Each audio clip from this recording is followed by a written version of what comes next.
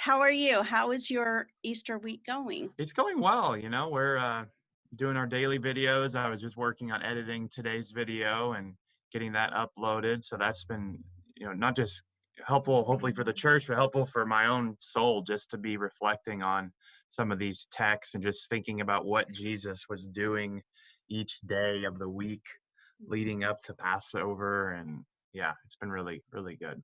We're disappointed we're not getting to get together with family. We usually have a big get together, Mhm. but my wife's family is in Wichita, and so that's more of a hot spot for the virus. So we figured we better not meet. Sure, sure. That's wise. So you had said you were editing a video. So I know because I'm a member of the church, I get to watch these videos. Could you tell us a little bit about the daily videos you're putting out this week? The daily videos, what we've been doing, uh, you know, we're not able to see one another face to face, Mhm. and so thankfully, I mean, in God's good sovereign timing and in God's good and sovereign plan, I have a lot of background in video. So my degree was in communications media. I've made small films and things like that, and so it's actually been kind of neat to be able to utilize some of those skills to be able to help continue to communicate with our congregation. So even though we're not seeing each other face to face in person, we're at least able to see each other face to face via a computer screen, which is not ideal, but for now, that's what we have. So we've been doing short daily videos, like just 2 to 3 minutes, just kind of a daily encouragement for multiple reasons. One, we just don't want people to always be bogged down with what they're hearing on the news media. We want to give also encouraging words and maybe even make people laugh or smile through those videos. And so Pastor Matt and I, we've been doing those each day. And then this week specifically, we've been doing short, about 5 to 10 minute videos for Holy Week, just to kind of really be preparing our hearts, setting our hearts towards Christ. We're going to have a Good Friday live stream service tomorrow. And then we're also going to have a live stream service Easter Sunday. So that's kind of what we've been doing with video. We've also been doing well, those are the daily videos. I can talk more about the like Wednesday Night Live and stuff Sure, sure. later. So I guess that would be a good segue. I wanted to start out with how this year's Easter service looks different for us specifically at our church than last year. And I was thinking about that, and I know we were in the process of hiring you, but I think I don't remember. I just can't remember if you were with us on Nope, Easter. I was not. So this is my first Easter, my first Easter as a pastor, and we're going to be doing it online. So yeah, it's going to look a lot different simply because we're going to be doing it via live stream. Mhm. We have a great crew that has been really each week our live stream gets better. I feel like they figure out things with picture quality, sound quality, internet speed. So that's been really neat just to see our tech team really work hard at that. So, but we're hoping to have. We've been doing our services very similar to what they would be like in person. So we still have announcements. We still do our opening scripture reading and prayer. We have the praise team up on stage and we still worship. We're able to put the words on the screen. We have a full sermon. We even get up and talk about, during the offertory, how you can give online. We gave out giving envelopes to all of our members. So, we've been having fairly regular looking services. The main obvious difference is that it's been via live stream. People have tuned in on their computers in their living rooms rather than in person. So Easter this year, we'll look similar to that. Our songs will be obviously centered on the resurrection of Christ. For our worship team, they are going to pre-record. The choir is going to gather together 10 or less people, and they're going to pre-record a traditional song that our church has done every year called Arise My Love. So we're going to open our service with that pre-recording. And so, yeah, and then I'm going to be preaching on just the centrality of the cross in our daily lives. So that's kind of what Easter is going to look like this year for us. And again, I feel like you said a lot like it normally does, just a different way that the message is being communicated to us. And I think that is, how God orchestrated. Um, all the details to bring them together. He knew ahead of time that this was going to happen before you even came here. Like, we have a lot of ability to just put confidence and faith in knowing that things are going to turn out exactly the way they are supposed to be. And I personally am really excited about that because we just hadn't had a lot of maybe online interaction Mm-hmm. before. And I kind of I straddle both traditional and new. So I Uh-huh. can really appreciate that. And um I think that's a really good thing. I'm just really excited about it. Yeah, yeah, and it's important that we recognize throughout all of this that you know God designed us as creatures to be together in personal fellowship. Paul wrote letters, right? That was not face-to-face interaction. But what did Paul often say in his letters? He would say, "It is my desire to see you face to face." And so, even in Hebrews chapter 10, it says, "Do not neglect the gathering together of the saints." And so what I think this is doing is it's really helping us to see, hopefully, what we're missing. Yes, it's good what we're doing, and it's good that we have the technology, but really, hopefully, it's helping us even hunger and long even more to get back together.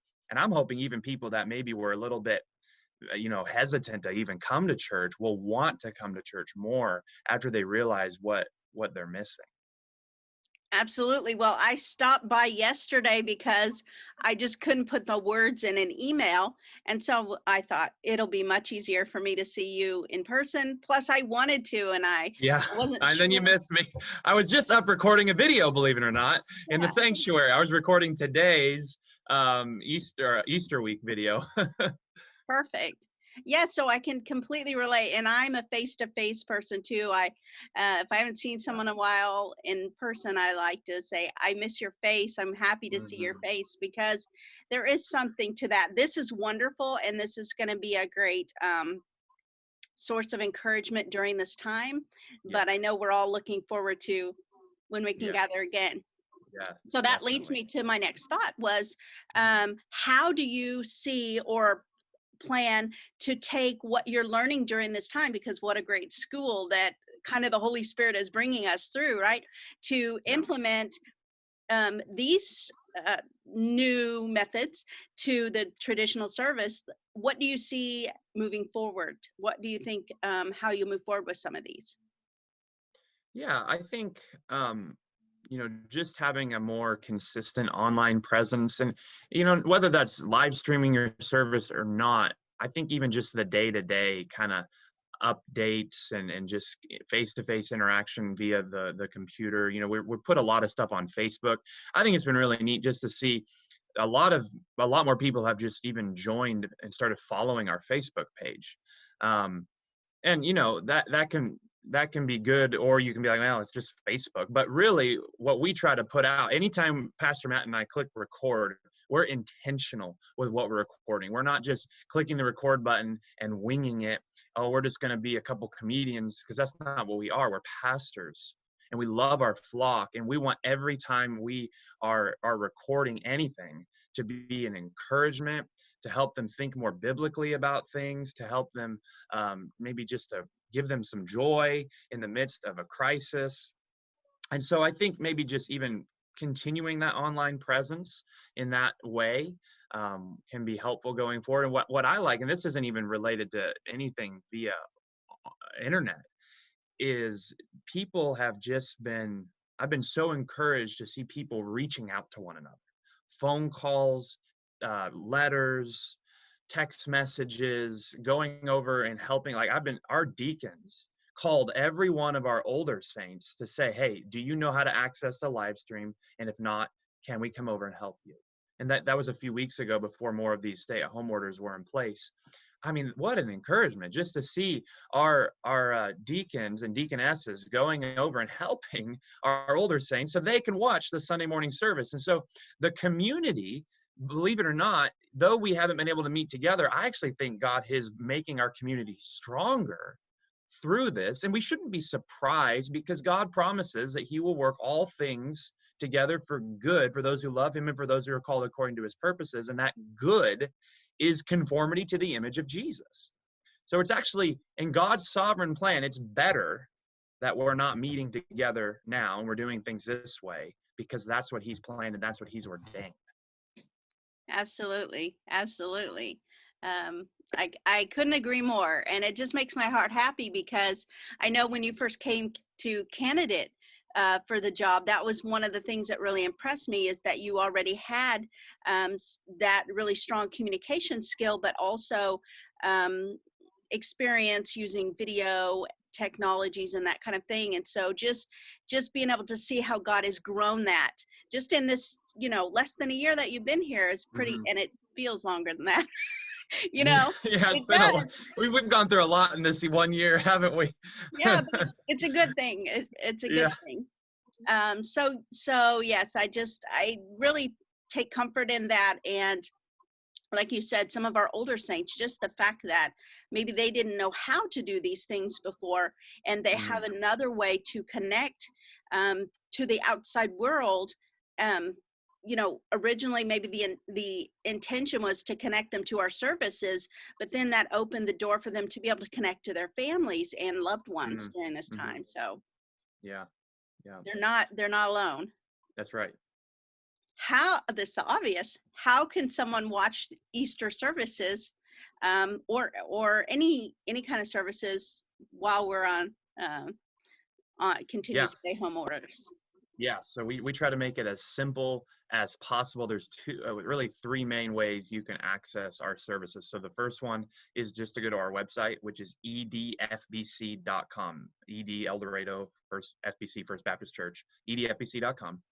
And when you get there, we have on the very front page big pictures that say, click here to live stream Sunday morning service. And literally all you do is click the picture and it takes you right to the YouTube page where the live stream is. Or like, for instance, this Good Friday service, the first thing you see when you go onto our Facebook page, or our website, is click here to live stream a Good Friday service, 7 p.m., Good Friday, obviously. And so we've tried to make it very, very simple. We also advertise on our Facebook page, and we've even spent just a little, not much, but just a little bit of extra money to boost our posts, so that more people, hopefully even people outside of our church, Mhm. maybe that don't have a church that's doing live stream services, or maybe people that, a lot of people that don't normally attend church are looking to attend church on Easter. And so we're even trying to reach those people with our videos as well.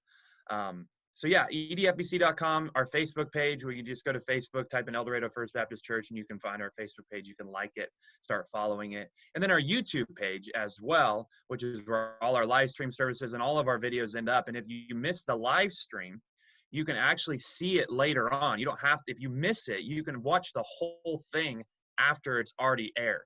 And so you just go to YouTube, type in El Dorado, Kansas First Baptist Church, and it'll take you to our YouTube page. So YouTube, Facebook, and our website are the three ways that we've posted all our videos. Perfect. Well, thank you for taking this time to visit with me. I really appreciate that. And thank you for helping me to share this good news and let other Yeah, people know how they can, be encouraged during this time through El Dorado First Baptist Church. absolutely. I think it's a great story idea.